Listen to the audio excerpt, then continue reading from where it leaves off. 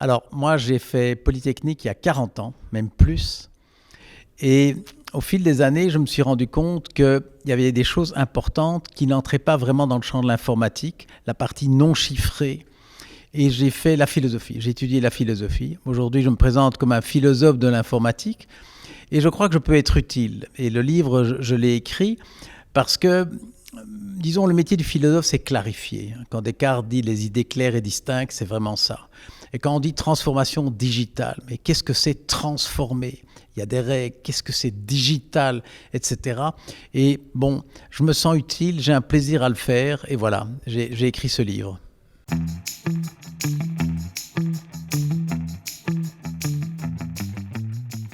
Alors, les 3 clés, je dirais, la première, c'est de réaliser qu'on n'a pas le choix. L'option n'est pas se transformer digital ou pas, non, non. L'option, l'alternative, c'est ou bien je pilote ma transformation digitale ou on va la piloter à ma place. C'est ça la véritable alternative. Bon, peut-être la deuxième clé, c'est de se rendre compte qu'une transformation réussie est nécessairement double. Par exemple, quand on a trouvé le pétrole, pendant 30 ans, on n'a rien fait d'autre que le brûler. La révolution du pétrole, c'est pas le brûler, c'est le faire exploser et faire les moteurs et le plastique. Et donc, la révolution du pétrole a été une double révolution. D'abord, on a trouvé un autre combustible, c'était le charbon, ça devient le pétrole, mais aussi on a changé l'idée qu'on s'en faisait. Tiens, on peut faire autre chose que le brûler. Et donc, il y a un double changement. L'équation fatale, c'est de croire qu'une transformation digitale, c'est prendre aujourd'hui et rajouter du digital. Non, c'est pas comme ça qu'on fait demain. Transformation digitale, c'est se dire au fond, mon métier, c'est quoi ? Je suis avocat, je suis médecin, je suis enseignant, je suis ingénieur. Comment vais-je bien faire mon métier, ou même professeur de guitare ? Comment vais-je bien faire mon métier aujourd'hui que le monde est digital ? Et peut-être la troisième clé, c'est de réaliser l'incroyable espace de créativité que ça représente. Disons, toute transformation, il y a un côté qui fait peur, puisqu'on va un peu vers l'inconnu et on n'aime pas le changement. Moi, maintenant, je suis grand-père et j'aime dire que les seules personnes qui aiment vraiment le changement, c'est les bébés mouillés. J'aime ça. Et donc, la transformation fait un peu peur. Elle fera moins peur si on réalise l'incroyable espace de créativité que cette transformation offre.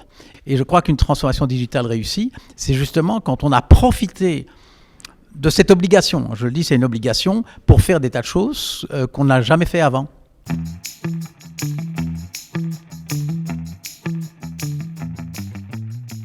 Mais de manière schématique, imaginez que vous êtes dans l'eau minérale. Votre métier, c'est l'eau minérale. Je suis le patron.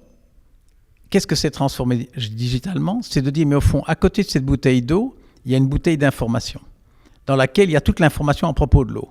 Où est ma bouteille ? Qui l'achète ? Combien il paye ? Quel est le concurrent ? Où est le camion ? Etc. Eh bien, le dirigeant doit réaliser que la valeur n'est plus dans l'eau. Elle est dans l'information à propos de l'eau.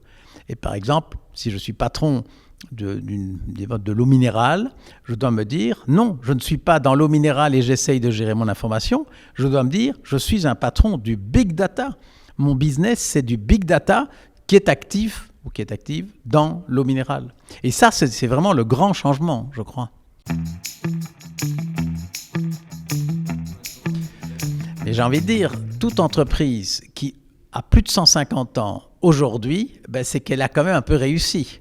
Bon, l'industrie informatique européenne dans laquelle j'ai travaillé, Olivetti, Logaba, etc., il ne reste plus grand-chose. Donc, ils n'ont pas vraiment... Mais il y a des entreprises en Europe, par exemple, j'ai envie de dire, des Philips, si je peux citer une entreprise, je suis très impressionné parce que c'est 150 ans dans un métier des machines à café, des machines à laver, qui n'avait quand même pas beaucoup d'avenir dès le moment où Samsung commence à se mêler des affaires. Ils se sont complètement reconvertis et aujourd'hui, ils sont dans la santé. Bon, on voit bien, c'est une autre entreprise. Ils ont le même nom, ils s'appellent toujours Philips. Mais s'ils sont toujours là, c'est qu'ils ont bien géré le tournant, et ça, c'est sûr.